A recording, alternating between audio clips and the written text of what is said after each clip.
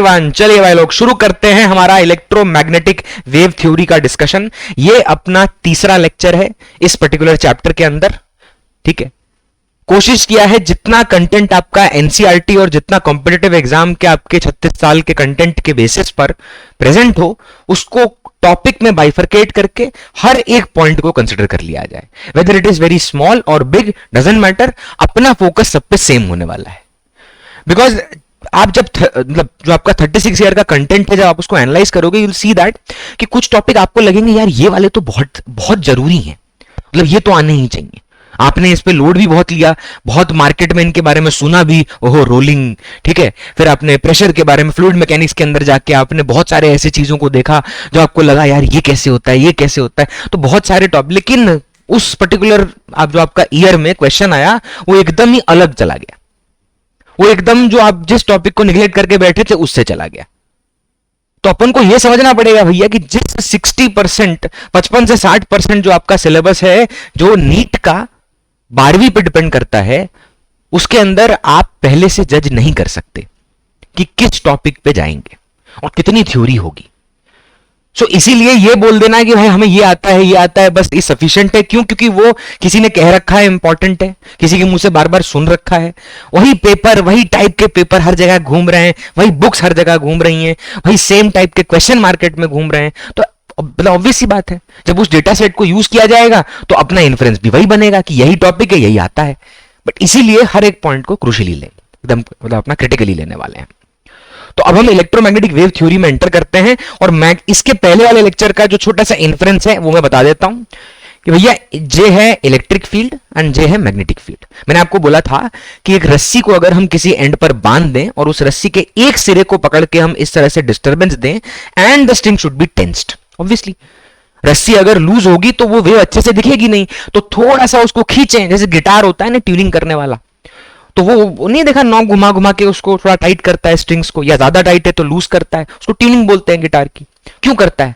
ज्यादा टाइट कर देगा, मारेगा, वेव ही नहीं आ रही। एकदम लूज कर देगा, मारेगा, वो बहुत देर तक वो दूसरे स्ट्रिंग पे जाएगा, पहली वाली कहां पर रही होगी अभी तक, तो आवाज मिक्स नहीं हो जाएगी, गाना खराब नहीं हो जाएगा, मजा नहीं आएगा। तो इसी बात को ध्यान में रखते हुए हमने ये समझा कि भैया जब रस्सी को अपने ने थोड़ा सा टेंस्ड रखा और उसका एक पॉइंट पकड़ के अपने ये उसको इस तरह से ऑसिलेट कराने लगे, तो यहां पर जो रस्सी इस तरह से भागी वो है आपकी wave, that is the propagation of energy. Mechanical wave था तो थोड़ा उसको उस तरह से समझना आसान था। रस्सी लो, वो आपका प्रॉन्ग्स आते हैं, हिट करके ट्यूनिंग फोर्क आता है, हिट करके ले लो, उसको देख लो, ठीक है। तो कहीं ना कहीं ये सारी चीजें जो थी वो मैकेनिकल वेव के पॉइंट ऑफ व्यू से we can prove them. So electromagnetic wave theory में है तो वेव भाई बता दो, पहले दूसरे लेक्चर में सुना होगा कई बार, इलेक्ट्रोमैग्नेटिक वेव कैसी है, मैकेनिकल या नॉन मैकेनिकल? तो it's a non mechanical wave, it doesn't require medium for its propagation. बहुत बढ़िया। तो अपने ने बोला कि भैया किसी भी वेव को पैदा करने के लिए, जैसे मैंने बोला था कि शांत पानी पे पत्थर में दे मारे तो वहां पे रिपल्स बनते हैं, पानी में से कॉन्सेंट्रिक सर्कल्स बनते हैं, वो कॉन्सेंट्रिक सर्कल्स वेव है। तो पहले क्या जरूरी है? डिस्टर्बेंस। डिस्टर्बेंस कैसे मिलता है? तो इलेक्ट्रोमैग्नेटिक वेव को पैदा करने के लिए डिस्टर्बेंस है एनर्जी का, और वो एनर्जी का ऑसिलेशन किसकी वजह से हो रहा है? इलेक्ट्रिक और मैग्नेटिक फील्ड की वजह से। तो इट्स लाइक इलेक्ट्रिक और मैग्नेटिक फील्ड ये दो रहे, इस बाउल में भरा हुआ है। अब जैसे नहीं वो लस्सी बनाता है, वो दुकान पे खड़ा होकर लस्सी नहीं बनाता है कि ऐसे 2 ग्लास बड़े बड़े ले लिए और मस्त इसमें भरा, वाह, ठीक इस तरह से पलटता रहता है, यहां गिरा गिरा के। अब वो जो लस्सी इधर से इधर जा रही है, जस्ट थिंक कि इसी तरह से एक है आपका capacitor which stores the energy in the form of electric field, and एक है inductor which stores the energy in the form of magnetic field. वही 2 ग्लास। अब ये प्रोपगेशन में यहां एनर्जी भाग रही है, यही है डिस्टर्बेंस। और उसी इलेक्ट्रोमैग्नेटिक वेव थ्योरी के बारे में अपन अब बात करते हैं। तो आपको यहां पे फिगर दिख रही होगी ये वाली, ये क्या शो कर रहा है? मैं थोड़ा सा इसमें क्रिटिकली जाना चाहूंगा क्योंकि यहां पे हर एक चीज बहुत इंपॉर्टेंट है, और ये पूरा पोर्शन जैसे डिस्प्लेसमेंट करंट इस चैप्टर का न्यूमेरिकल पोर्शन था, वैसे इलेक्ट्रोमैग्नेटिक वेव थ्योरी भी इस चैप्टर का न्यूमेरिकल पोर्शन है, जिसके अंदर आपको बहुत सारे टर्म्स मिलने वाले हैं। क्या क्या, कौन कौन से टर्म है इलेक्ट्रोमैग्नेटिक वेव थ्योरी के अंदर? तो सबसे पहले अपने इलेक्ट्रोमैग्नेटिक वेव की इक्वेशन के बारे में बात करेंगे, डिफरेंट फॉर्म को भी देखते हैं किस तरह से जनरेट होगा, जो कांस्टेंट्स हैं वो कैसे लिखते हैं, कांस्टेंट किस तरह से कनेक्टेड हैं आपस में वो देखते हैं। फिर लॉरेंस फोर्स के बारे में बात करेंगे, just because of the purpose कि जहां पर अपन ये बात कर पाए कि भैया इलेक्ट्रोमैग्नेटिक वेव भाग किधर रही है। अब डिस्टरबेंस, जैसे डिस्टरबेंस तो दे दिया, लेकिन डिस्टरबेंस से ये पता चलना चाहिए ना कि इस डिस्टरबेंस से एनर्जी जा कहां रही है। उस एनर्जी को अपने खोजेंगे अभी, ठीक, उस डायरेक्शन को खोजेंगे, कहां भाग रही, कहां किस डायरेक्शन में दौड़ रही है। चलो, और कौन से टर्म्स होंगे, तो यहां बात करेंगे कि इलेक्ट्रोमैग्नेटिक वेव का मोमेंटम निकालेंगे। अरे सर ये क्या बोल रहे हो, मोमेंटम किसका, इलेक्ट्रोमैग्नेटिक वेव का, वो तो वेव है, एनर्जी का मोमेंटम होता है भाई, एनर्जी का मोमेंटम होता है। Yes, electromagnetic wave carries momentum and that momentum depends on the energy and the speed of light. Define करते हैं उसको, डायरेक्ट डिफाइन करेंगे, क्योंकि देखिए कुछ कुछ डेरिवेशन मैं रिजल्ट इधर उधर ले जाके यहां वहां दौड़ा के थोड़ा सा दिखाऊंगा, ताकि कभी अगर एग्जाम में भूल जाएं कि सर ये तो कई बार रटवाया था कि मोमेंटम क्या होता है, but what is radiation pressure, ये क्या आ गया, रेडिएशन प्रेशर। एक इलेक्ट्रोमैग्नेटिक वेव है क्या, वेव मतलब क्या, एनर्जी। अब एनर्जी अगर किसी सरफेस पे जहां वो इंपैक्ट शो कर सके टकरा जाए तो एक इंपैक्ट जनरेट होता है, उसी को बोलते हैं रेडिएशन प्रेशर। निकालेंगे कैसे, मोमेंटम से, second law of motion, F equal to dp by dt। Don't worry, ये सब चीज लिख के डिस्कस होगा, जस्ट अ ब्रीफ इंट्रोडक्शन कि इस पर्टिकुलर पोर्शन से आप क्या एक्सपेक्ट करेंगे, what should be your expectation from this particular part, so that हर एक चीज अपनी परफेक्टली खत्म हो सके। बहुत बढ़िया, चले आगे बढ़ते हैं, इलेक्ट्रोमैग्नेटिक वेव थ्योरी को शुरू करते हैं और इस बात को समझते हैं कि सबसे पहले इलेक्ट्रोमैग्नेटिक वेव, यानी तीन हिस्से तोड़ लीजिए इसके, इलेक्ट्रोमैग्नेटिक वेव। देखना भाई लोग, तो अपने इलेक्ट्रोमैग्नेटिक पार्ट को और वेव पार्ट को, वेव क्या है, मोशन, जहां एनर्जी भाग रही है, एक्चुअल में जिस डायरेक्शन में एनर्जी दौड़ रही है उसकी बात होगी। तो यहां पे एक क्वांटिटी आएगी जिसको अपन बोलेंगे, इधर इस साइड देखिएगा, एक पर्टिकुलर चीज आएगी जो वेव की कैरेक्टरिस्टिक है, इसको अपने बोलेंगे वेव वेलोसिटी। क्या भैया, क्या बोलेंगे, वेव वेलोसिटी। बहुत बढ़िया। और दूसरा पार्ट कौन सा है, इलेक्ट्रोमैग्नेटिक। ये तो बात बहुत बार हो चुकी कि सर यहां एक लाइन खींच दो, एक पार्ट है इलेक्ट्रिक और दूसरा पार्ट क्या है, मैग्नेटिक। तो दोनों पार्ट होंगे, यानी we have three things to discuss, one is electric field, one is magnetic field and the other is energy. बहुत बढ़िया। अच्छा जी, अब एनर्जी का प्रोपोगेशन, इलेक्ट्रिक फील्ड, इन सब की बातों पे, डायरेक्शन पे भी आएंगे, किस तरह से आगे चलते हैं मैं समझाता हूं। पहले तो एक ब्रीफ आपको एक पॉइंट दे देता हूं, क्योंकि सी इन 12th पोर्शन, 11th में नहीं, समवॉट 11th में नहीं, वो अपना थर्मल प्रॉपर्टीज और वो सब अगर छोड़ दें अपने, ठीक है, वो वाला जो पॉइंट है, ठीक है, कुछ कुछ वेव में पोर्शन छोड़ दें, तो आप जिन चीजों को यहां 12th में एनालाइज करते हैं, आप जैसे पहले से ही थ्योरी बिल्डअप नहीं होगा, you analyse something what is happening around you, क्या हो रहा है अपने आसपास, उसको एनालाइज किया, उससे एक पॉइंट निकाल के लाए, बार बार अलग अलग सिचुएशन में जज किया और पाया भैया बहुत बढ़िया है, तो सही है। तो कुछ कुछ चीजों को एनालाइज करने का तरीका वो भी हो सकता है। तो यहां पे इलेक्ट्रोमैग्नेटिक वेव जो है वो किस तरह से प्रोपोगेट करती है, तो सबसे पहले बात, तीन चीजें यहां पे एग्जिस्ट करती हैं, electric field, magnetic field and the wave, in which direction the energy is propagating, निकल रो है, जा रो है, ठीक। अब ये जो है, ये है electric field, this is the disturbance. जैसे आपका पार्टिकल, कोई अगर हम एक आपने ऑसिलेशन चैप्टर में वेव इक्वेशन पढ़ी, उसमें अगर कोई पार्टिकल मान लीजिए ऑसिलेट कर रहा है, तो उसको हम एक फंक्शन से रिप्रेजेंट करते थे। अब ऑसिलेशन जिस तरह का होगा वैसा फंक्शन होगा। ऑल्टरनेटिंग करंट में करंट का फंक्शन था, वोल्टेज सोर्स के लिए वोल्टेज का फंक्शन था, पावर के लिए पावर का, एवरेज निकाल देते हैं अलग बात है, बट इंस्टेंटेनियस लिखें तो कहीं ना कहीं फंक्शन आता है। तो ये सब चीजें किस तरह से मैथमेटिकली शो की जाती हैं, सिंपल सी बात है। अगर मैं अपने मतलब मान लीजिए बारिश का मौसम है, जो कि अभी नहीं है बट फिर भी मान लीजिए, बहुत बढ़िया, that is what physics is, some things you have to consider, ठीक है, व्हाइल एनालाइजिंग। तो जब आप मान लीजिए बारिश का मौसम है और वहां पे वो एक बंदा कीचड़ में गया, ठीक है, दाग अच्छे हैं बट यहां नहीं, तो अब वो इस पर्टिकुलर कीचड़ में जाकर उसका जो क्या माने पैर है गंदा हो गया और वो अपने घर में घुस गया।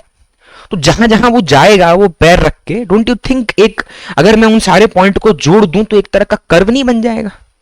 अच्छा यहां क्यों जा रहा है, पीछे चप्पल आएगी तो इधर उधर जाना पड़ेगा, तो वो जो पाथ बंदा ले रहा है यहां वहां मूव करने के लिए, उसको अगर मैं किसी इक्वेशन से रिप्रेजेंट कर दूं तो मुझे पता चल जाएगा कि चप्पल कहां मारनी है। उस पर्टिकुलर इंस्टेंस पे। यानी वी नीड फंक्शन, हमें चाहिए फंक्शन, मैथमेटिकल फंक्शन जो ये बता सकें कि जिस पर्टिकुलर इलेक्ट्रोमैग्नेटिक वेव के बारे में बात हो रही है उसमें आपकी टेक्निकल क्वांटिटीज किस तरह से चेंज हो रही हैं। तो सबसे पहला पॉइंट यहां पर इलेक्ट्रिक मैग्नेटिक एंड वेव जिस डायरेक्शन में ट्रैवल कर रही है, तो यहां पे इलेक्ट्रिक फील्ड इस डायरेक्शन में है, मैग्नेटिक फील्ड ध्यान से देखिए इस डायरेक्शन में है। ये ऑसिलेशन है किसका, ये डिस्टर्बेंस है, ठीक है, ये डिस्टर्बेंस है, थोड़ा दूर आके देखें, हाँ ये डिस्टर्बेंस देखिए, ये क्या है मान लीजिए मैग्नेटिक फील्ड, ये क्या है मान लीजिए इलेक्ट्रिक फील्ड। वाह मास्टर नाच रहा है, नहीं वेव दिखा रहा है। तो ये है आपका मैग्नेटिक फील्ड, ये है आपका इलेक्ट्रिक फील्ड, और ध्यान दीजिए जिस डायरेक्शन में मैं जा रहा हूं वो है आपका वेव। यानी ये तीनों डायरेक्शन म्यूचुअली क्या होते हैं, परपेंडिकुलर होते हैं। These directions are mutually perpendicular, ठीक है। अब वो डायरेक्शन कैसे एक साइक्लिक रूल के थ्रू जज किया जाता है उस पर भी थोड़ी देर में बात करेंगे, ठीक है। क्योंकि वैसे अपने स्टार्टिंग में ही बोल चुके हैं कि भाई इलेक्ट्रोमैग्नेटिक वेव कैसी वेव है, क्या ये लॉन्गिट्यूडनल वेव है, क्या ये लॉन्गिट्यूडनल वेव है, क्या ये ट्रांसवर्स वेव है, बोले भाई क्या ये ट्रांसवर्स वेव है, yes it's a transverse wave. तो डिस्टर्बेंस और एनर्जी का प्रोपोगेशन आपस में क्या होगा, परपेंडिकुलर होगा, इसमें कोई डाउट नहीं, फैक्ट है। तो अगर मैं ये देख लूं कि इलेक्ट्रिक और मैग्नेटिक फील्ड का डायरेक्शन आपस में क्या होगा, तो अपना पूरा डिस्कशन लॉरेंस फोर्स पे आके खत्म हो जाएगा एग्जाम पॉइंट ऑफ व्यू से, और वहीं के वहीं अपना। अच्छा लॉरेंस फोर्स क्यों मैं बेसिस की तरह यूज कर रहा हूं, बिकॉज वेलोसिटी सिलेक्टर नाम का एक टॉपिक होता है जो पढ़ते हैं मूविंग चार्जेस एंड मैग्नेटिज्म में, वहां पे अपन बात करते हैं कि अगर इलेक्ट्रिक और मैग्नेटिक फील्ड हो तो एक चार्ज पार्टिकल को जब फेंका जाए तो ना वो इधर चला जाए ना वो इधर चला जाए, वो कहां जाए, स्ट्रेट जाए। बात करेंगे उसी पे, चलिए। तो वैसे भी इलेक्ट्रोमैग्नेटिक वेव का मतलब क्या है, हर रीजन में जहां इलेक्ट्रिक फील्ड है, टाइम वेरिंग इलेक्ट्रिक फील्ड है, वहां मैग्नेटिक फील्ड है, जहां मैग्नेटिक फील्ड है टाइम वेरिंग वहां पे इलेक्ट्रिक फील्ड। ये वाइस वर्सा कनेक्टेड है, जहां ई वहां बी, जहां बी वहां ई, आपस में चल रहा है काम। वो देखा होगा ना एक, यार मुझे वो इंस्ट्रूमेंट का नाम याद नहीं आ रहा, वो इस तरह से बजाते हैं ऐसे करके, बड़ा सा होता है ऐसे, कमेंट में लिखिएगा नाम क्या होता है, ठीक। उसमें इस तरह से बजाएंगे तो ऐसे आवाज आती है इधर की तरफ, बढ़िया ऐसे जिस तरह से बजेगा वो, ठीक। चलिए तो अब अपना एंटर करते हैं इलेक्ट्रोमैग्नेटिक वेव थ्योरी के अंदर, और सबसे पहला पॉइंट है इलेक्ट्रोमैग्नेटिक वेव थ्योरी में equation of E and B. अच्छा क्या हम डिराइव करने वाले हैं, नहीं। और क्या ऑसिलेशन में आपने ऑसिलेशन फंक्शन को, एसएचएम के फंक्शन को डिराइव किया था मैथमेटिकली, नहीं। नीट के पॉइंट ऑफ व्यू से बिल्कुल नहीं। हाँ जेई में, मेंस में भी नहीं चलेगा, एडवांस में चाहिए। You should know the derivation कि कैसे आपने एक पर्टिकुलर फोर्स के फंक्शन को यूज करके सिंपल हार्मोनिक वेव या सिंपल हार्मोनिक जो ऑसिलेशन है, जो पार्टिकल आपका सिंपल हार्मोनिक मोशन कर रहा है, ऑसिलेशन का एक special case which is called as SHM, उसकी इक्वेशन निकालते हैं, ठीक है। और डिफरेंशियल इक्वेशन होता है, उसको सॉल्व करते हैं। चलिए, या तो फिर अपना वो फेजर करके एक मेथड होता है, वो देखिएगा, वो चैप्टर देखिए, उसमें होगा बढ़िया से डेप्थ में, इन डेप्थ। चलिए तो इलेक्ट्रोमैग्नेटिक वेव थ्योरी में equation of E and B देखते हैं, डायरेक्ट लिखेंगे। तो मैं ये नहीं कह रहा जो इक्वेशन में लिख रहा हूं यही फॉर्म हो सकता है, सिंपल सा मतलब है किसी भी पीरियोडिक फंक्शन जो बार बार चेंज हो रहा हो, जो अपने आप को, जो अपनी वैल्यूज को बार बार चेंज कर रहा हो, वो पीरियोडिक फंक्शन कौन सा होता है। How do we represent a wave, simple harmonically generated wave, tell me कैसे, किस तरीके से होता है। तो भाई ये वेव भी इलेक्ट्रॉन की वजह से ही होगी कहीं ना कहीं, तो है तो वही तरह का ऑसिलेशन, तो उसी तरह का फंक्शन बनना चाहिए जैसा वेव का होता है, तो या आपका ऑल्टरनेटिंग करंट। अच्छा जी, हाँ वो अलग बात है कि वहां पे हम जो अपना फैक्टर होता है इक्वेशन लिखने का, उसमें एक प्रोपोगेशन कांस्टेंट होता है, मैं दिखाता हूं अभी, उसको छोड़ देते हैं, ठीक है। तो मैं कह रहा हूं बाकी चैप्टर छोड़ो, सीधा कूदो कहां पर, वेव्स में। और वेव की इक्वेशन याद हो तो मन में बोलना, मैं लिख रहा हूं। तो यहां पे इलेक्ट्रिक जो आपका, मतलब इधर देखिएगा, ध्यान दीजिएगा, ठीक है। भावनाओं में बह जा रहा है आदमी इसलिए कंफ्यूज हो जा रहा है, कोई नहीं, यहां देखिएगा, भावनाएं जरूरी है, सब्जेक्ट ऐसा है, जब तक भावनाएं नहीं जुड़ेंगी तब तक ये सब्जेक्ट आउटपुट नहीं देने वाला भैया, समझ जाओ। बायो में आपकी भावना जिस तरह से जुड़ी है वैसे इस सब्जेक्ट में जोड़नी पड़ेगी, पड़ेगी कह रहा है मास्टर, क्योंकि अभी शुरू है, ठीक है। कुछ दिन बाद अपने आप हो जाएगा, हैव पेशेंस। चलिए equation of E and B लिखेंगे, तो इलेक्ट्रिक फील्ड की इक्वेशन लिख रहा हूं मैं, वो होता है E is equal to E naught sine omega T minus के एक्स। बहुत बढ़िया, जिसने मन में ऐसी कुछ इक्वेशन, इलेक्ट्रिक फील्ड छोड़ो, वहां equation y is equal to A sine omega T plus minus के एक्स या y is equal to A cos omega T plus minus X, because you need a mathematically periodic function, तो sine या cos use करते हैं oscillation को represent करने के लिए। बहुत बढ़िया। अच्छा, ऐसे ही अगर मैग्नेटिक फील्ड की इक्वेशन लिखेंगे तो वो होता है B naught sine omega T minus के x. Once you have defined the equation of electric field you can not change the magnetic field, नहीं तो फिर आप अलग वेव की बात कर रहे हैं इसका मतलब। बट अपने तो एक ही वेव की बात कर रहे हैं ना, we are discussing about a single wave, एक ही वेव है भैया जिसको अपने मीडियम में भगा रहे हैं। तो अगर एक ही वेव की बात हो रही है तो समझ लीजिए कि कहीं ना कहीं सिंगल वेव में क्या क्या कैरेक्टरिस्टिक होती हैं, पहले वो कर लेते हैं। तो पहला फंक्शन है E is equal to E naught sine omega T plus minus के x. What is E? E क्या है? तो E है आपका इलेक्ट्रिक फील्ड, B क्या है? Magnetic field. B क्या है भाई? Magnetic field, magnetic field. अच्छा जी, अब ये तो फंक्शन है, इसमें वेरिएबल क्या क्या है? तो T और X। What is T? Time. What is X? Position. ठीक है। अरे व्हाट इज वेव? क्या वेव एक ही पार्टिकल के पास एनर्जी रह जाती है क्या, कि मीडियम में बहुत सारे पार्टिकल हैं वो एक दूसरे को एनर्जी देते जा रहे हैं? तो टाइम पे तो डिपेंड करेगा ही वेव, पोजीशन पे भी डिपेंड करेगा कि किस पार्टिकल के बारे में बात हो रही है, एनर्जी अब किसके पास है, किसको रेफरेंस माना है उस भीड़ में। जो भी एनर्जी का प्रोपोगेशन है उसमें किसको रेफरेंस मान के उस भीड़ में आप ये फंक्शन लिख रहे हैं, इसीलिए पोजीशन भी मैटर करेगा। तो इस इक्वेशन में E is equal to E naught sine omega T minus के एक्स में T है टाइम, X है पोजीशन, और ध्यान दो E क्या है? Electric field. Now what is E naught? We know this, जैसे हम वहां पर एम्पलीट्यूड कहते थे वैसे यहां पर हम इसे पीक वैल्यू कहते हैं। What is amplitude? मैक्सिमम। तो यहां पे E नॉट क्या है भैया? Peak value. साथ ही साथ यहां पे ये वाला B नॉट क्या है? पीक वैल्यू, ये भी पीक वैल्यू है। What is E naught? Peak value of electric field. What is B naught? Peak value of magnetic field. बहुत बढ़िया। What is omega? बोल बेटा, व्हाट इज ओमेगा? लिखूंगा नहीं, बोल व्हाट इज ओमेगा? तो ओमेगा होता है एंगुलर फ्रीक्वेंसी। फॉर्मूला बोलो 2 pi f. What is the formula for omega? क्या फॉर्मूला होता है ओमेगा के लिए भाई? तो ध्यान दीजिएगा, रुकिए कहां गया? हाँ देखो भाई, तो यहां पे आपका, अब जो मैं बता रहा हूं सुनना भाई, ध्यान सुनना। हमने इक्वेशन लिखी, उसमें ओमेगा के, व्हाट इज ओमेगा? तो ओमेगा होता है अपना एंगुलर फ्रीक्वेंसी। व्हाट इज के? ये होता है प्रोपगेशन कांस्टेंट। ठीक है।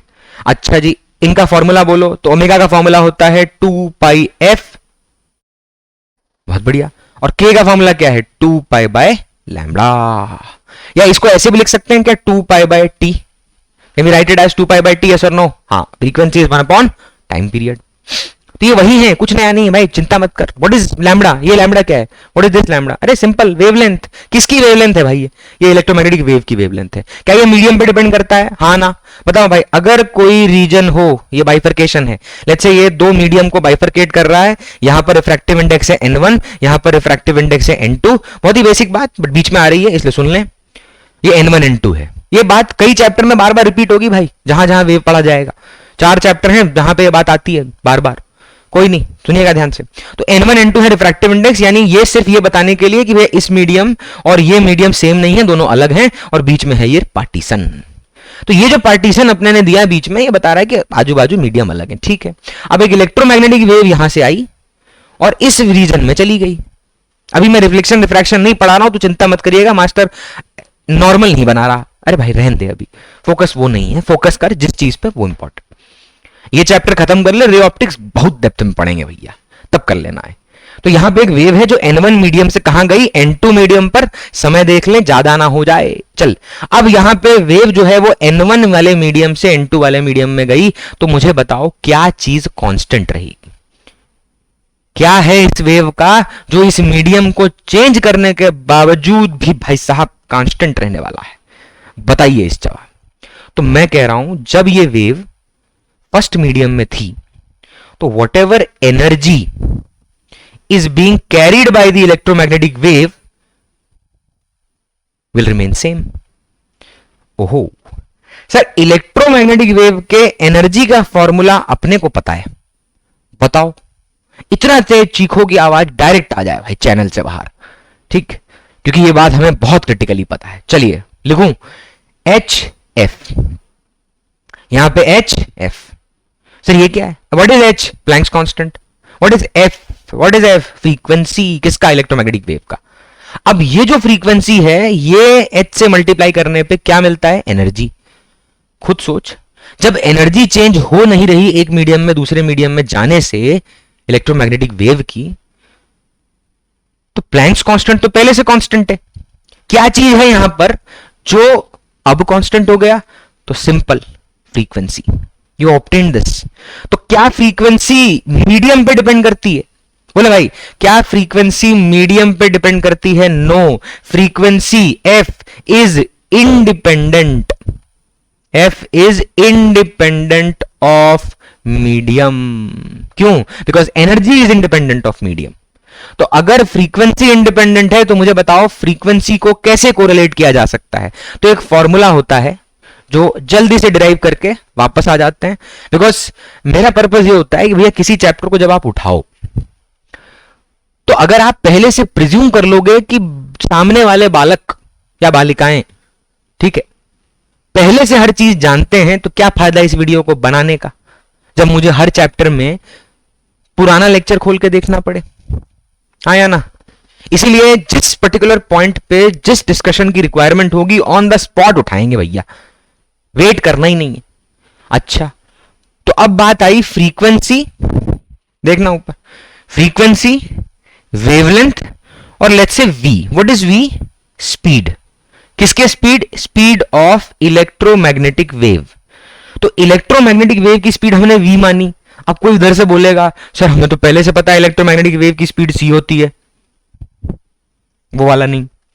तो ये जो आपका स्पीड है ये स्पीड ऑफ लाइट है, यानी electromagnetic wave, it's a type of electromagnetic wave visible to us. तो भैया ये जो स्पीड है ये कब होती है? ये वैक्यूम में होती है बाबू, ये वैक्यूम का होता है। This is in vacuum. अभी तो मीडियम पे डिस्कशन है, तो पहले ही मान लोगे अगर स्पीड ऑफ लाइट सी दोनों मीडियम में, तो काहे का डिस्कशन फिर? क्या बचा फिर? तो मान लिया v is the speed of electromagnetic wave. तो अब मैं आपसे पूछता हूं, चलो इसको समझने का तरीका देखना भैया। मैंने क्या किया, मैंने ली एक रस्सी ली, ठीक है, देखना, सॉरी रस्सी नहीं, ये इस साइड देखना, इधर मजा नहीं आया, यहां लिखते हैं। तो यहां एक दीवार है, मतलब इधर से उधर जाने में मजा आता है। देखें, तो यहां एक दीवार है, ये दीवार है, इस दीवार से एक रस्सी बांध दी, ये रस्सी बांध दी। इस रस्सी को एक पॉइंट पे होल्ड किया और लगे इसके इस पॉइंट को ऐसे, वो जिम में देखा होगा ना लोग इस चीज से करके एकदम, ठीक। तो ये वाला पॉइंट पकड़ा ऐसे और ये ऑसिलेट करा है। अब जब इसको मूव कराया तो यहां पर कौन पैदा हुआ? वेव। ये वेव भागी।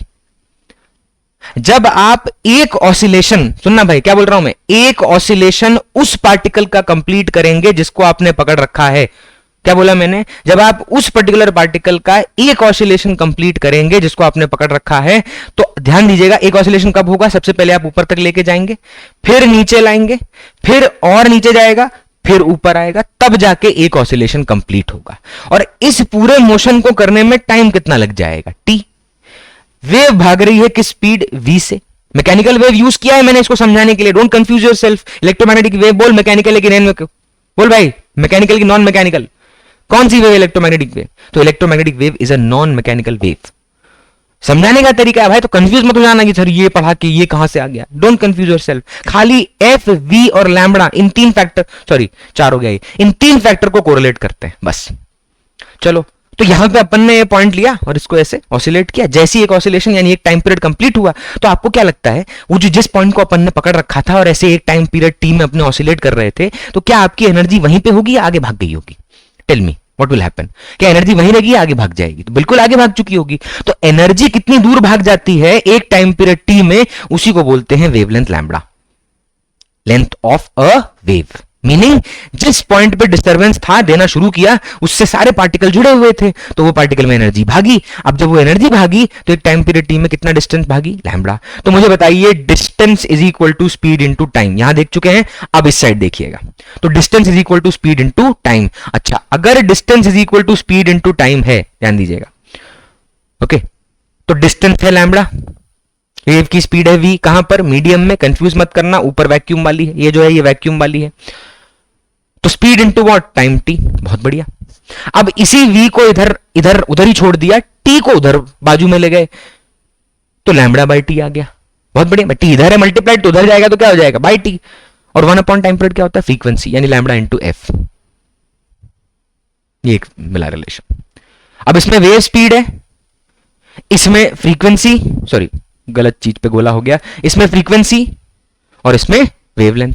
अभी थोड़ी देर पहले अपना डिस्कशन हुआ, फ्रीक्वेंसी किस पे डिपेंड करता है भैया, बोलो, मीडियम डिपेंडेंट या इंडिपेंडेंट, मीडियम इंडिपेंडेंट, तो किस पे डिपेंडेंट, तो मैं कहूंगा सोर्स डिपेंडेंट, डिस्टर्बेंस डिपेंडेंट, जो ये डिस्टर्बेंस पैदा कर रहा है उस पर डिपेंड करता है, उस सोर्स पे। लाल कलर का टॉर्च बाहर से पानी के अंदर मारेंगे तब भी लाल ही जाएगा, तो frequency remain same, it will not be changing. तो उसके बाजू में दो फैक्टर दिख रहे हैं आपको, एक है v और एक है लैम्बडा। क्या लगता है ये दोनों चेंज होंगे, बिल्कुल चेंज होंगे, दे विल बी चेंजिंग। क्यों चेंज होगा उसका रीजन समझाना चाहिए। क्या वेव स्पीड v मीडियम पे डिपेंड करता है, हां। स्पीड ऑफ लाइट का फॉर्मूला बोल, c is equal to 1 upon under root mu naught epsilon naught, थोड़ी देर में डिस्कस करेंगे। ये क्या है, फिजिकल, वो अपना फिजिकल वर्ल्ड बोल रहा हूं, उसका तो बहुत कुछ हो चुका, चलो छोड़ो, ठीक है। उसके बाद एक चैप्टर आता है यूनिट्स एंड मेजरमेंट, पहला चैप्टर होता है अपना प्रिपरेशन का, उसमें ये कहीं बीच में आता है। अब what is c, speed of light in vacuum, what is mu naught, permeability of free space, what is epsilon not, permittivity of free space. तो कहीं ना कहीं इलेक्ट्रिक और मैग्नेटिक फील्ड के वो वाले कंपोनेंट यहां पे स्पीड ऑफ लाइट को डिसाइड कर रहे हैं जो मीडियम पे डिपेंड करते हैं। याद है, रिलेटिव परमिटिविटी, रिलेटिव परमियाबिलिटी, तो ये मीडियम की प्रॉपर्टी है। अच्छा, तो अगर ये मीडियम की प्रॉपर्टी है तो कहीं ना कहीं जो स्पीड होगी वो भी मीडियम की प्रॉपर्टी होगी। तो ये वैक्यूम में क्यों अलग से बोलना पड़ रहा है, सेम नहीं होता हर जगह। तो ये स्पीड किसकी प्रॉपर्टी है भाई, मीडियम की। तो मीडियम चेंज होगा, स्पीड चेंज होगा, हाँ। कहां पे आएगा, रे ऑप्टिक्स में पढ़ लेना दोबारा क्रिटिकली, स्नेल्स लॉ का एक और वर्जन आता है, स्नेल्स लॉ का जो जनरल वर्जन लेंगे उसको कंसीडर करने के बाद। तो अगर मीडियम पे वेव स्पीड डिपेंड करती है तो वेवलेंथ भी किस पे डिपेंड करती है, मीडियम पर। तो कौन सी ऐसी क्वांटिटी है जो मीडियम चेंज होने पे सेम रहती है, तो मीडियम चेंज होने पे फ्रीक्वेंसी रिमेन सेम। तो यहां भी f, यहां भी f, लेकिन जब ये वेव यहां से आएगी तो v1 लैम्बडा 1 और यहां पर आएगी तो v2 लैम्बडा 2, यानी कैरेक्टरिस्टिक विल बी चेंजिंग। आना भाई, समझेगी नहीं अपने बात को। तो मुझे बता, मीडियम चेंज करने पे क्या चेंज होगा, वेवलेंथ, स्पीड, फ्रीक्वेंसी में से क्या क्या चेंज होगा। तो वेवलेंथ चेंज होगी, बिल्कुल। वेव स्पीड चेंज होगी, बिल्कुल। फ्रीक्वेंसी चेंज होगी, नहीं। क्यों, क्योंकि फ्रीक्वेंसी मीडियम डिपेंडेंट प्रॉपर्टी है या सोर्स डिपेंडेंट, तो भैया source dependent, it's a source dependent property. बहुत बढ़िया, चलिए वापस चलते हैं अपने उस पर्टिकुलर पॉइंट पर, वेव इक्वेशन वाले पॉइंट पर चलते हैं। एक ही मिनट, बहुत बढ़िया, चलिए वापस आ गए हैं, ठीक है। अब इस इक्वेशन के बारे में हम बहुत कुछ जानते हैं। चलिए अब मैं एक दो सवाल बहुत ही ताबड़तोड़ तरीके से पूछने वाला हूं, जिसका आंसर आपको करना है। तैयार हो जाओ, एकदम लंबी सांस खींच लें, छोड़ भी दें, कोई नहीं। चलिए, तो अब मुझे बताओ, what is the phase of electric field. मैंने जो पूछा मुझे उसका जवाब चाहिए, फालतू कहानी, फालतू ज्ञान मुझे बिल्कुल नहीं चाहिए। सर फेज का मतलब ये होता है, फेज वो होता है, नहीं। फेज मतलब क्या, सिंपल भाषा में बोल, फेज मतलब क्या। बाकी जितना भी जानते हो कोई फर्क नहीं पड़ेगा, क्वेश्चन करते टाइम एक्चुअल बात याद आनी चाहिए, तभी खनकेगा, ठीक है। तो मुझे बता, इलेक्ट्रिक फील्ड का फेज क्या है, what is the phase of electric field. सवाल है मेरा भाई, जवाब देना है सबको। What is the phase of electric field. मैं इस इक्वेशन को अलग कर ले रहा हूं ताकि इस पॉइंट पे भी अपनी बात थोड़ी क्रिटिकली हो, और इंपॉर्टेंट है भाई, नीट में सवाल था इसका, बहुत ही सिंपल सी बात, बट फिर भी 4 मार्क के लिए अपन कुछ भी करेगा। देख भाई, तो यहां पे इलेक्ट्रिक फील्ड की इक्वेशन है E is equal to E naught sine omega T minus के एक्स, और नीचे देखना B is equal to B naught sine omega T minus के एक्स। अपने एक ही इलेक्ट्रोमैग्नेटिक वेव की बात कर रहे हैं, इसलिए ये दोनों एक इलेक्ट्रोमैग्नेटिक वेव को रिप्रेजेंट कर रहे हैं। अब ये इक्वेशन आपके सामने है। मैंने पूछा फेज, फेज मतलब क्या, बिना सोचे एक चीज याद रख ले, मतलब सोचना ऐसा बिना सोचे कैसे, एक चीज समझना कि ये जो साइन के अंदर आपको दिख रहा है वो दो ब्रैकेट है ना, ऐसे दो ब्रैकेट है ना अपने साइन के आजू बाजू, ओ उसके अंदर क्या लिखा हुआ है, ये पूरा, इसी को क्या बोलते हैं, सॉरी एक्स रह गया, लोग बोलेंगे सर एक्स नहीं होता, ओह वो भी रहता है। तो ये क्या है, ये है फेज। क्या है ये? Is the phase. तो अगर कोई पूछे इलेक्ट्रिक फील्ड का फेज क्या है, तो इलेक्ट्रिक फील्ड का फेज है ओमेगा टी माइनस के एक्स। ये जनरल इक्वेशन है भाई, आपने वेव में पढ़ा हुआ है, बहुत सारे उसके डिफरेंट फॉर्म्स होते हैं, ठीक। तो अभी उसी में कूद जाएंगे तो अपना टॉपिक ही, अपना जो मेन टॉपिक है वहां से बहुत दूर चले जाएंगे अपने। तो फेज का मतलब हुआ ओमेगा टी माइनस के एक्स, बहुत बढ़िया। अच्छा, बी है नीचे मैग्नेटिक फील्ड, वो है वो, अच्छा उसका फेज बोलूं तो बोल, इसका फेज भी सर वही तो होगा, तो इसका फेज भी वही तो होगा, कितना? ओमेगा टी माइनस के एक्स। मुझे बता इन दोनों के बीच का फेज डिफरेंस क्या होगा? सर ये क्या होता है? अरे सिंपल यार, दो का फेज पता है, दोनों के बीच का फेज माइनस कर दे, तो बोल क्या आएगा? जीरो। जीरो, स्माइलिंग जीरो, ठीक है, ठीक है। चलिए, तो ये है phase difference. What is phase difference? 5 minus 5 दोनों के फेज के बीच का डिफरेंस क्या आया? जीरो। क्यों? बिकॉज इन एन बोला मैं, not any, in an electromagnetic wave the phase difference between electric and magnetic field will be same. The phase difference between electric field and magnetic field will be same. अगर मैं ऊपर वाली equation में मान लीजिए थोड़ा सा चेंज करूं, गोरा रंग देखो, अगर मैं यहां पे थोड़ा सा चेंज करूं तो मैं मान ले इस इक्वेशन को लिखूं ई नॉट, ऊपर देखना, E naught sine of omega T minus के एक्स प्लस 30 डिग्री, ठीक है। तो मुझे बोल, ये मतलब ये एक अलग आप क्या बोलते हैं इलेक्ट्रोमैग्नेटिक वेव का एग्जांपल है, वो पहले वाला हो गया, बात खत्म। ये अपना फैक्ट निकला है, ये जो स्माइलिंग जीरो है ये अपना फैक्ट है। फेज डिफरेंस दोनों के बीच का जीरो होता है। फेज क्या होते हैं? साइन और कॉस के अंदर जो लिखा होता है। साइन कॉस क्यों? क्योंकि पीरियोडिक फंक्शन है, इन्हीं के थ्रू आप ऑसिलेशन को एनालाइज करते हैं, ठीक। तो ये जो फेज आया इसका फेज डिफरेंस क्या होगा? जीरो। बहुत बढ़िया, बहुत खुशी वाली बात हुई।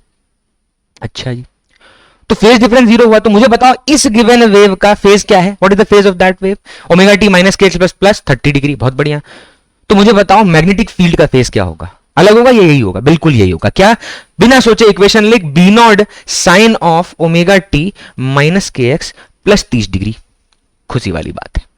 समझे अपने इस बात को कि नहीं भाई? हाँ या ना? ठीक, चलो वापस चलते हैं उसी पॉइंट पर। बहुत बढ़िया।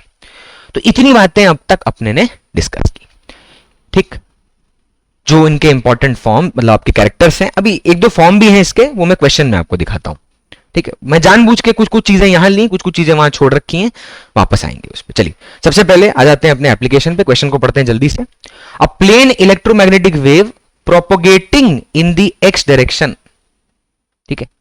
अ plane electromagnetic wave propagating in x direction, ठीक, has a wavelength of 10 mm। चलो भाई डेटा निकाल लेते हैं। तो लैम्बडा कितना दिया हुआ है? 10 mm। Electric field is in y direction, बहुत ही खुशी वाली बात है। And maximum value is 50 volt per metre. Write suitable equation of electric and magnetic field as a function of position and time. अब इक्का दुक्का बातें मैंने जानबूझ के इधर छोड़ी, ये वाले पार्ट में थ्योरी में छोड़ी, जिसको मैं यहां कंसिडर करना चाहता हूं विद कंप्लीट एक्सप्लेनेशन। और जब मैं एप्लीकेशन लिखता हूं ना, तो भाई एक बात समझना, एप्लीकेशन लिखने का मतलब ये नहीं कि सीधा अप्लाई करने लग जा। अबे लिया ही क्या अब तक, कराया ही क्या क्वेश्चन में, जो तू डायरेक्ट इसको बोल रहा है एप्लीकेशन। मैं अपनी बात कर रहा हूं, ये एप्लीकेशन नहीं। What is this? Application in the form of कि जब आप किसी थ्योरी को पढ़ते हैं तो straight away try to apply it, so that there should be a connectivity. Question चाहे मुश्किल उठाओ चाहे इजी उठाओ, अगर आप अपनी पढ़ी हुई चीज, मतलब जो आपने जो भी पढ़ा हुआ आपने थ्योरी लिया है चीज को, अगर आप ऑन द स्पॉट कनेक्ट नहीं करते हैं तो कुछ टाइम बाद, 1 महीने बाद, महीने बाद, 10 दिन बाद वो सारी चीजें इतना मिक्स हो जाती हैं, इतना सुपर पोजिशन हो जाता है कि इंटरफेरेंस कंस्ट्रक्टिव नहीं होगा, डिस्ट्रक्टिव होगा। वाह, बहुत बढ़िया बात। चलिए, तो अब इस पर्टिकुलर पॉइंट पर मैंने जानबूझकर एक ऐसा क्वेश्चन उठाया है। Nobody can ask you such kind of question in NEET, obvious सी बात है, बट उसका पर्पस इस क्वेश्चन को उठाने का मेरा क्या है, अभी मैं मतलब इस क्वेश्चन को करते करते आपको समझाता हूं, ठीक है, बेटर रहेगा। अच्छा, तो मैं अब जब इन दोनों इक्वेशन को जब अपन ने लिखा, ये जो बाजू में आपको दिख रही हैं 2 इक्वेशन, मैं कह रहा हूं इन इक्वेशन को एक बार फिर से ध्यान से देख, ठीक। इन इक्वेशन को देख के क्या आप बता पा रहे हो कि इलेक्ट्रिक फील्ड किस डायरेक्शन में होगी? Tell me. नहीं। क्यों? क्योंकि मैंने ये तो बोला ही नहीं कि इलेक्ट्रिक फील्ड का डायरेक्शन क्या होगा। ये जो इलेक्ट्रिक फील्ड है, मैंने तो आपको बोला ही नहीं कि इस इलेक्ट्रिक फील्ड का डायरेक्शन क्या होगा। नीचे मैग्नेटिक फील्ड डायरेक्शन बोलियो भाई, ये मैग्नेटिक फील्ड डायरेक्शन बोल, नहीं पता, ये भी नहीं पता। अच्छा, तो सरकार एक बात बताइए, तो अंदर वाला एक्स क्या है?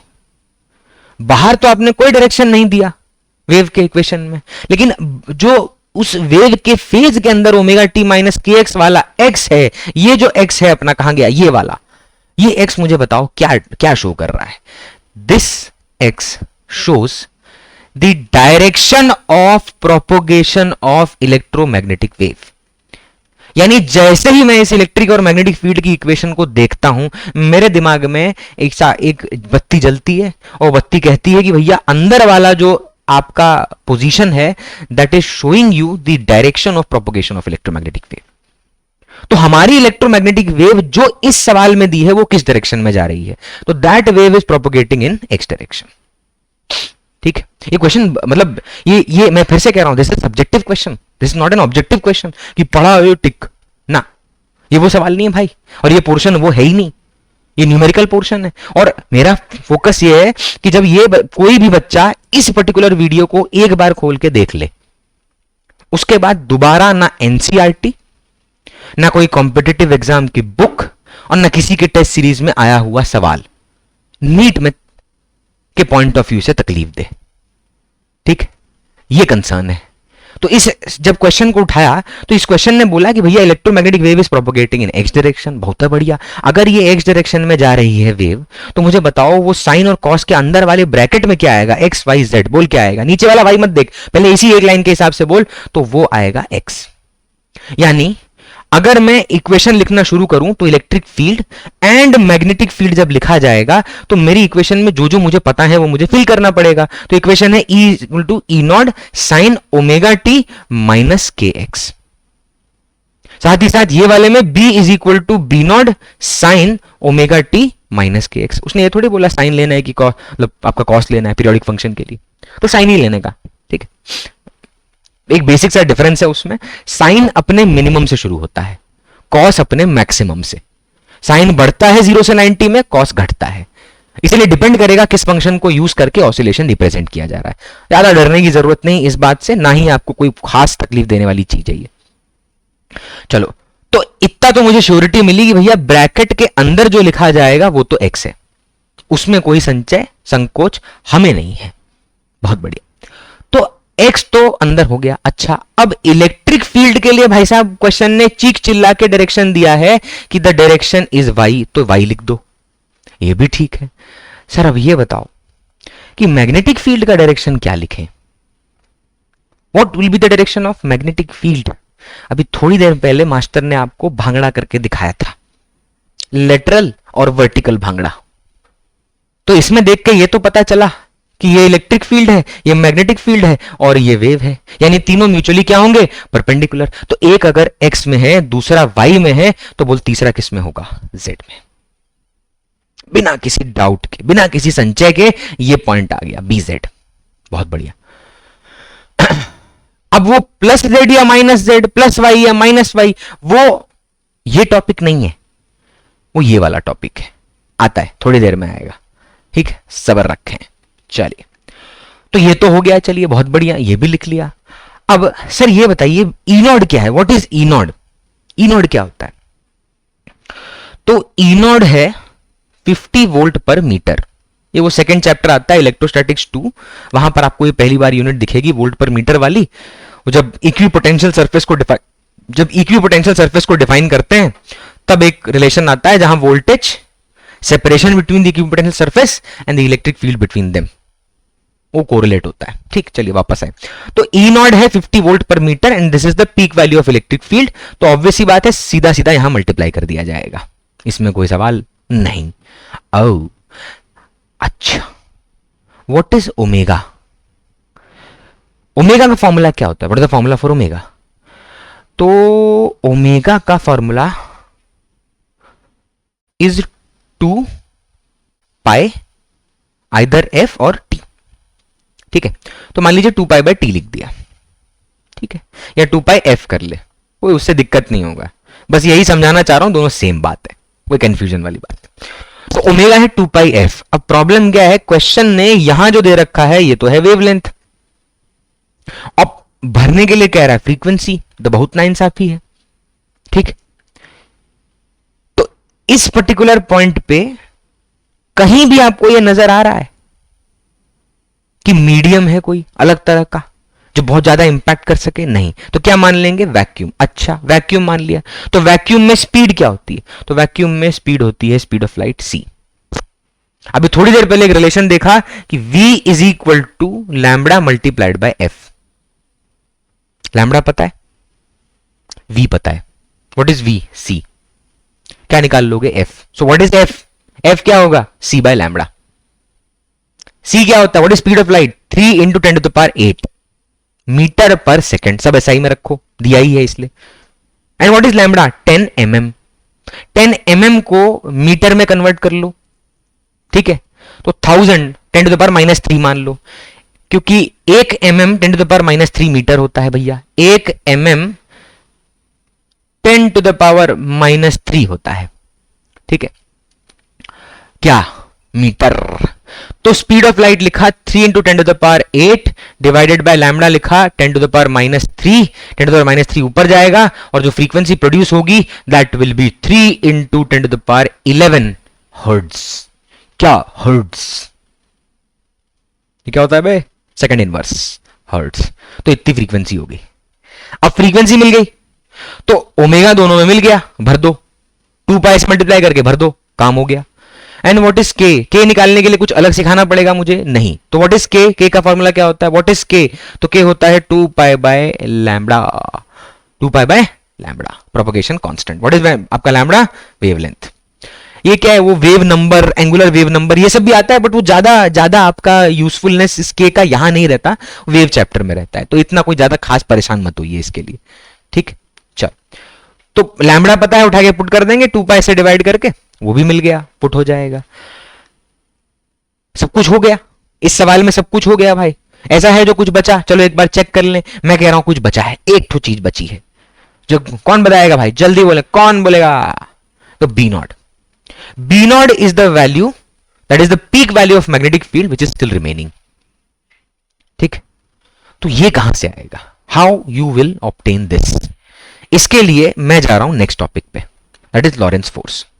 और पहले मैं इसका डिस्कशन खत्म करूंगा, फिर उसके बाद मैं वापस आपका जो रिमेनिंग पॉइंट है बी नॉट उसको फिल करूंगा, क्योंकि मैं पहले ही बोल चुका हूं ये क्वेश्चंस एप्लीकेशन का मतलब, these questions are not meant for judging you. जज करने वाले क्वेश्चंस ये नहीं है, इनका पर्पस सिर्फ आपको यह बताना है कि किस तरह के क्वेश्चन एक्सपेक्ट करें जो आप पढ़ रहे हैं, और फिर एक्चुअल नीट को जाके देखें कि उसमें क्या पूछा है।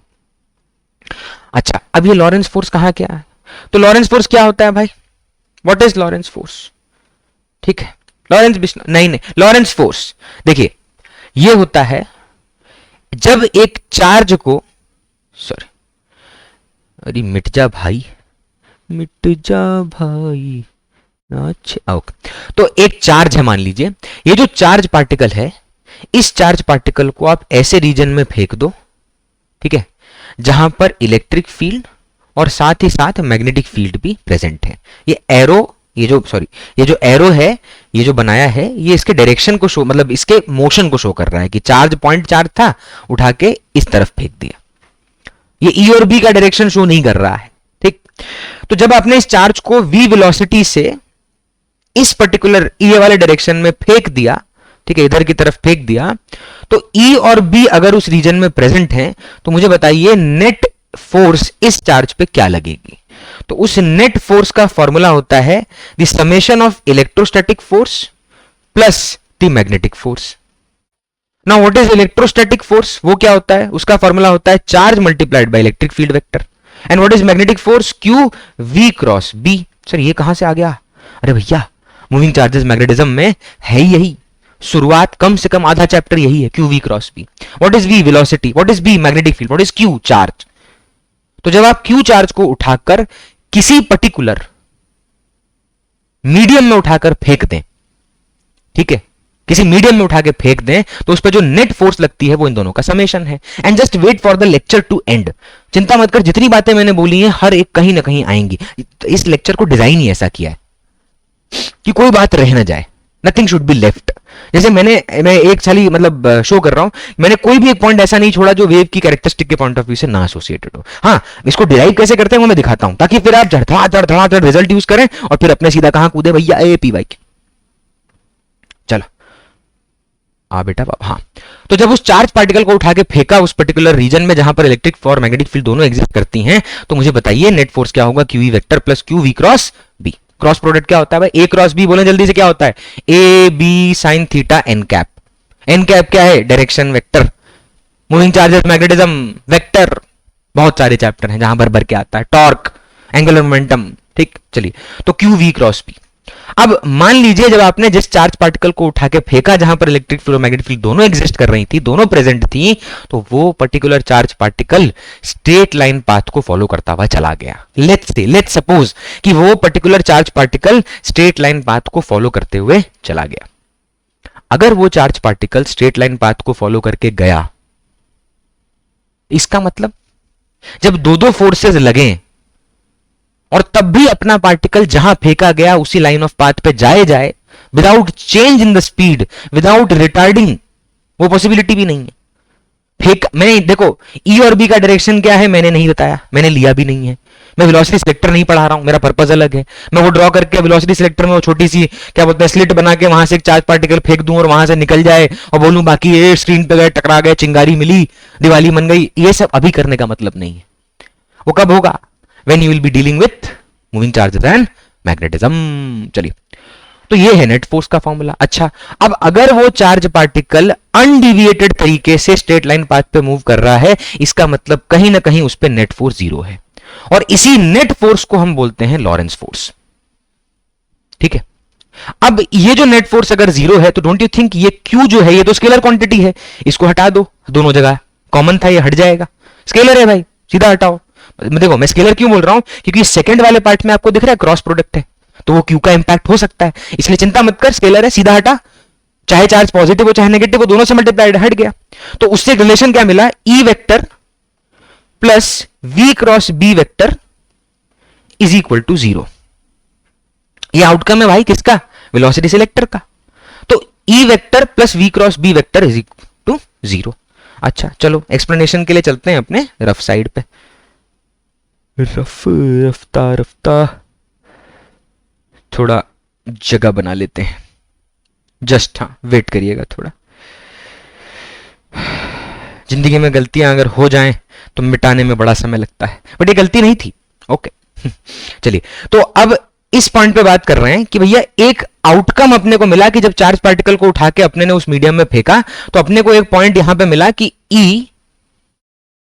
Plus V cross B is equal to क्या मिला अपने को? लॉरेंस फोर्स से जीरो। ठीक, इलेक्ट्रोमैग्नेटिक वेव किस तरह से मूव करती है? तो light is a type of electromagnetic wave. 10वीं कक्षा में पहली बार जब हम लाइट के बारे में पढ़ते हैं तो वहां पे लाइट को डिफाइन इतना डेप्थ में जाके किया जाता है कि वो कहता है light is an electromagnetic wave which travels with the speed of light and which travels with the speed of light ही कह दिया तो काहे की बात लाइट की, तो वो with the speed of 3×8 metre per second and it travels rectilinearly, यानी स्ट्रेट जा रहा है। तो अगर आप समझ लीजिए इलेक्ट्रिक और मैग्नेटिक फील्ड उस रीजन में प्रेजेंट है और तब भी वो चार्ज पार्टिकल स्ट्रेट भाग पा रहा है, इसका मतलब उस पर नेट लॉरेंस फोर्स क्या है? जीरो। इससे एक एक्सप्रेशन डेवलप हुआ E vector is equal to minus V cross B। हाँ ना भाई, अरे जब उधर चला जाएगा आपका LHS से RHS में जाएगा तो बताइए क्या आएगा? नेगेटिव आएगा। तो नेगेटिव को जब क्रॉस प्रोडक्ट में अंदर भेजेंगे तो E vector is equal to खुशी खुशी B क्रॉस V मिल जाएगा। समझे भाई? अच्छा, अभी थोड़ी देर पहले अपन ने बोला कि फिर से भांगड़ा याद करिएगा, तो अभी थोड़ी देर पहले अपन ने बोला कि भैया electric field, magnetic field and wave velocity in the case of vacuum, यही V किसके बराबर होता है? C के। ये भी ध्यान दिया, तीनों म्यूचुअली परपेंडिकुलर हैं। यानी अगर मैं सिर्फ इतना पार्ट कंसीडर करूं कि B और V के बीच का एंगल क्या होगा, तो tell me what is the angle between B and V? 90 perpendicular है भाई। ये तो अपना जो प्रैक्टिकल ऑब्जर्वेशन है उसके हिसाब से बोल रहे हैं, प्रूव कर सकते हैं, बट उतना डेप्थ में सिर्फ ई और बी के लिए जाएंगे, थोड़ी देर में देखते हैं। और वो देख चुके हैं एक्चुअल में। आप डिस्प्लेसमेंट करंट जब पढ़ाया था तो वहां पे वो जो आपकी इंड्यूस्ड इलेक्ट्रिक फील्ड के सॉरी जो मैक्सवेल इक्वेशन पढ़ाई थी उसमें जो इंड्यूस्ड इलेक्ट्रिक फील्ड का डायरेक्शन है, उसमें जो आपका क्या बोलते हैं मैग्नेटिक फील्ड प्रेजेंट है और चेंजिंग मैग्नेटिक फील्ड जो प्रेजेंट है, उससे जो इंड्यूस्ड इलेक्ट्रिक फील्ड आ रही है वो दोनों परपेंडिकुलर होती है। एक बार उस डिस्कशन को दोबारा से देखिएगा, वहां ड्रॉ किया है मैंने, टेंजेंट बना बना के दिखाया है कि कैसे जो इंड्यूस्ड इलेक्ट्रिक फील्ड है वो उसी प्लेन में है और लूप के अंदर की तरफ मैग्नेटिक फील्ड जा रही है, मैग्नेटिक फ्लक्स जा रहा है, तो दोनों परपेंडिकुलर है। तो बी और बी परपेंडिकुलर है, एंगल कितना होगा 90। तो अगर मैं थोड़ी देर के लिए डायरेक्शन की चिंता छोड़ दूं और इस वाले पॉइंट को स्केलर फॉर्म में नोट करूं तो E इज इक्वल टू क्या होगा, बी वी साइन थीटा। ठीक, अब इसमें बोल साइन थीटा में थीटा कितना 90, तो सर इससे एक रिलेशन आता है क्या, E is equal to B V. And what is V for an electromagnetic wave travelling vacuum, तो E इज इक्वल टू देना भाई, E is equal to B times C। E is equal to B times C। What is B भाई, what is B ध्यान दीजिएगा, ठीक है, B है magnetic field. What is C, speed of light. क्योंकि किसकी बात कर दी, देख ऊपर वाला जो रिजल्ट है उसको ध्यान से देख, एक ही मिनट रुकिएगा, ई का हो गया भाई, एक मिनट रुकिएगा, फिर से स्टार्ट कर रहे हैं, चमत्कार के कारण गायब हो गया। तू छुपा कहां गया, जे रहा, बहुत बढ़िया। चलिए तो वापस आते हैं उसी पॉइंट पर, अपने डिस्कशन पर। बीच में छोटा सा ग्लिच आया, कोई नहीं, ऐसे ग्लिच को अपने ये बाउंड्री से बाहर भेजेंगे। चलिए तो E is equal to B times V, B है मैग्नेटिक फील्ड, वी है speed of electromagnetic wave in a medium, but let's say that medium become vacuum, mostly cases में वैक्यूम रहेगा स्पेस में, तो उसकी इस V की जगह C लिख दिया। अच्छा, अब E is equal to B times C, एक रिलेशन मिल गया। तो मैं कह रहा हूं अपना फोकस, ये पूरे जो आपको रिजल्ट दिख रहे हैं ना, इसमें दो जगह पे आप फोकस करना। एक तो ये वाला रिजल्ट मेरे डिस्कशन का पहला आउटकम होना चाहिए इन्फरेंस के फॉर्म में, और एक ये वाला रिजल्ट अगर हम वैक्यूम की बात कर रहे हैं। दो, या अगर किसी मीडियम की बात हो रही है तो ये भी ले सकते हैं, बट मैं इसको अभी थोड़ा साइड पर रखता हूं। तो ये दो रिजल्ट हैं जो पूरे डिस्कशन का आउटकम होना चाहिए। पहला मेरा आउटकम क्या है इस डिस्कशन का, मेरा आउटकम क्या निकल के आया भाई, तो मेरा पहला आउटकम निकल के आ रहा है कि आपका E vector direction wise is equal to B cross V होना चाहिए। और सेकंड पॉइंट ये निकल के आ रहा है कि यहां पे E is equal to B times C होना चाहिए। What is E, electric field, what is B, magnetic field, what is C, speed of light, क्योंकि वैक्यूम की बात हो रही है। अब अगर इलेक्ट्रिक फील्ड पीक पे होगी तो मैग्नेटिक फील्ड भी पीक पे होगी, अगर इलेक्ट्रिक फील्ड RMS पे होगी तो मैग्नेटिक फील्ड भी RMS पे होगी, क्योंकि उनके बीच में कोई फेज डिफरेंस है या नहीं है, प्रोमिनेंट पॉइंट नहीं है। डोंट यू थिंक, मैंने बोला ना, just wait for everything, everything will be connected. इनके बीच में फेज डिफरेंस क्या है, zero. What is the meaning of this, phase difference zero होने का मतलब क्या है, दो लोग पार्क में घूमने निकले, एक की हाइट थोड़ी ज्यादा है तो पैर लंबे हैं, तेज तेज चल पाएगा, दूसरा बच्चा है ज्यादा से तेज नहीं चल पाएगा। अब पहले वाला और दूसरा वाला दोनों ने हाथ पकड़ा, शुरू किया एक ही पॉइंट से, ठीक है, दोनों शुरू किया एक ही पॉइंट से। अब अगर ये दोनों ने शुरू किया एक ही पॉइंट से तो ध्यान दो इस बात को कि दोनों का जो स्टार्टिंग पॉइंट है वो तो सेम है। अब अगर दोनों का स्टार्टिंग पॉइंट सेम है, ध्यान देना, अगर दोनों का स्टार्टिंग पॉइंट सेम है तो आपकी एक्सपेक्टेशन ये होगी कि दोनों वेरी भी क्या करें, साथ साथ ही वेरी करें, दोनों साथ साथ वेरी करें। बट एक्चुअल में हो क्या रहा है, अगर उनके बीच का फेज डिफरेंस है तो क्या होगा, लैग जनरेट होगा, एक आगे भाग जाएगा एक पीछे रह जाएगा, एक आगे भाग जाएगा एक पीछे रह जाएगा, ठीक है। तो अब अगर तुम खुद सोचो इस पर्टिकुलर पॉइंट पर, यहां अगर इनके बीच का फेज डिफरेंस नहीं है तो दोनों साथ चलने चाहिए। मतलब जब पहला वाला कदम उठाता है तो दूसरा वाला भी कदम उठाता है और दोनों सेम डिस्टेंस कवर करके एक कदम कदम बढ़ाए जा आगे चलते जाते हैं। लेकिन अगर मान लो वो बच्चा है और बड़ा जो आदमी उसको हाथ पकड़ के लेके जा रहा है वो इस बात को भूल जाए कि उसके पास बच्चा है, you can imagine what will happen, बच्चा कैसे आ रहा होगा, यू कैन इमेजिन। तो बाबूजी जा रहे हैं और बच्चा घसीटा चला जा रहा है, Y, because the phase is not same. So if you want the energies to travel with each other, यानी सिंपल, दोनों का मैक्सिमम साथ में आए, दोनों का मिनिमम साथ में आए, दोनों का नेगेटिव मैक्सिमम साथ में आए, जो भी फ्लक्चुएशन है वो साथ में होना चाहिए, इसी को बोलते हैं फेज डिफरेंस जीरो होना। एकदम साथ साथ, हम साथ साथ। तो यहां पे जो फेज डिफरेंस है वो 0 है। तो अगर E is equal to B time c लिखा था तो उसमें भी कोई दिक्कत नहीं थी। इसमें E क्या था? Instantaneous value of electric field, क्योंकि फंक्शन है चेंज करेगा, वैसे ही बी इंस्टेंटेनियस। सेम वे में अगर E नॉट हो गया या बी नॉट हो गया तो भी कोरिलेटेड है, अगर आरएमएस हो गया तो भी कोरिलेटेड है। सर ये आरएमएस क्या है? अरे भाई पीक वैल्यू को बाय √2 कर क्या मिलता है? RMS value. हाँ ना, क्या मिलता है भाई? RMS value. तो ये 2-3 बातें अपने ने ध्यान में रखी। अब इसका एक और आउटकम मैं यहां पे निकालने वाला हूं, उसको ध्यान से देखिएगा, ठीक है। क्वेश्चन में कैसे यूज होगा वो अब चलते हैं वापस पहले, फिर उस आउटकम पे दोबारा आते हैं। चलिए, भावनाओं में आदमी आगे बह जाता है। चलिए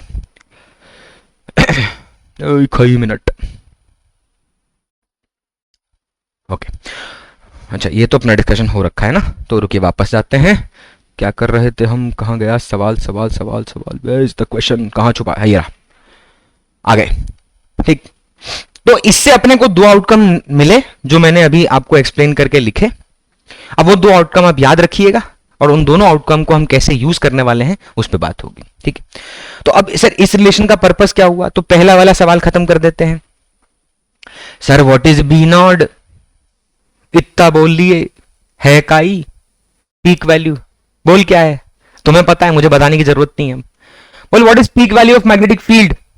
तो peak value of magnetic field is peak value of electric field divided by speed of light. क्यों? क्योंकि अपन ने वैक्यूम मान रखा है, रीजन को माना है वैक्यूम। ना होना कंफ्यूज बालकों, बीच की दीवार जो टूटती नहीं हटा दी मैंने, ठीक।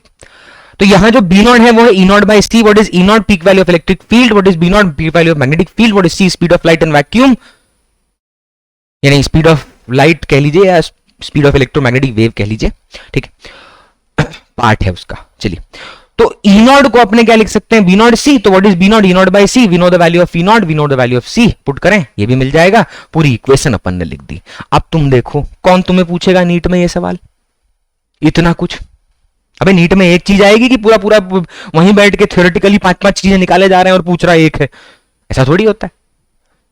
तो ये सब्जेक्टिव क्वेश्चन मैंने क्यों उठाया? ताकि हर एक एस्पेक्ट, हर एक पॉइंट, हर एक जो बात मैं आप तक कन्वे करना चाहता हूं उस पर अपनी चर्चा हो जाए, ठीक है। अब वो क्वेश्चन में कब यूज होगा? Have patience. मैंने कहा ना, जब तक लेक्चर खत्म नहीं हो रहा तब तक मत मान कि सब कुछ हो गया, ठीक। जैसे अभी सब चीजें एकदम आपस में आके वहीं बैठ गई, वैसी होगा। पेशेंस रख बस। चलो भाई लोग आगे बढ़ते हैं। सेकंड वाला क्वेश्चन जल्दी से ताबड़तोड़ भाई। असर्शन इलेक्ट्रोमैग्नेटिक वेव, इधर ये रहा question. Electromagnetic wave is transverse in nature. कोई डाउट इसमें किसी को? बताइए भाई, इलेक्ट्रोमैग्नेटिक वेव क्या ट्रांसवर्स इन नेचर होता है? बहुत बढ़िया, इलेक्ट्रोमैग्नेटिक वेव ट्रांसवर्स होता है। और रीजन देखिएगा, electromagnetic wave propagates parallel to the direction of electric and magnetic field. हाय राम, पाप है ये रीजन, पूरा काटूंगा मैं तो, ठीक है। फॉल्स नहीं, मैं तो काट दूंगा सीधा। Electromagnetic wave propagates parallel to the direction of electric and magnetic field. No, electromagnetic wave moves perpendicular to direction of electric and magnetic field. कैसे? सर इलेक्ट्रिक और मैग्नेटिक फील्ड का डायरेक्शन आपस में परपेंडिकुलर होता है, ये तो हमने जो आपका डिस्प्लेसमेंट करंट का डिस्कशन था वहां से समझ लिया। लेकिन वेव उन दोनों के परपेंडिकुलर प्रोपोगेट कर रही है, ई कैसे पता चलेगा? How do you know this? हमारा पहला आउटकम देखिए, what is our first outcome? E is equal to B cross V. याद है क्रॉस प्रोडक्ट? थोड़ा बहुत याद है अपने? कोई नहीं भाई, क्रॉस प्रोडक्ट याद है कि नहीं? याद है कि नहीं? बोलो भाई। ए क्रॉस बी, रुकेगा, empty slide, empty slide, empty slide, कहां गया बे? हाँ ये वाला, सॉरी। तो E is equal to B cross V. मुझे बात बताओ, याद दिलाओ, अगर ए बी और सी 3 वेक्टर हैं और ए क्रॉस बी करने से मिल रहा है सी, तो हमने यह पढ़ा हुआ है कि जिन 2 वेक्टर का क्रॉस करने से तीसरा वेक्टर मिलता है, क्या मिलता है भाई? तीसरा वेक्टर मिलता है, वो पहले 2 के इंडिविजुअली परपेंडिकुलर होता है और उस प्लेन के भी परपेंडिकुलर होता है जिसमें वो ए और बी एग्जिस्ट करते हैं। Do we know this or not? Tell me, do we know this or not? Last week चले, अरे यार लास्ट वीडियो में ई कहां से आ गया? ई कहां से आ गया? अबे बावला हो गया है क्या? रुकना।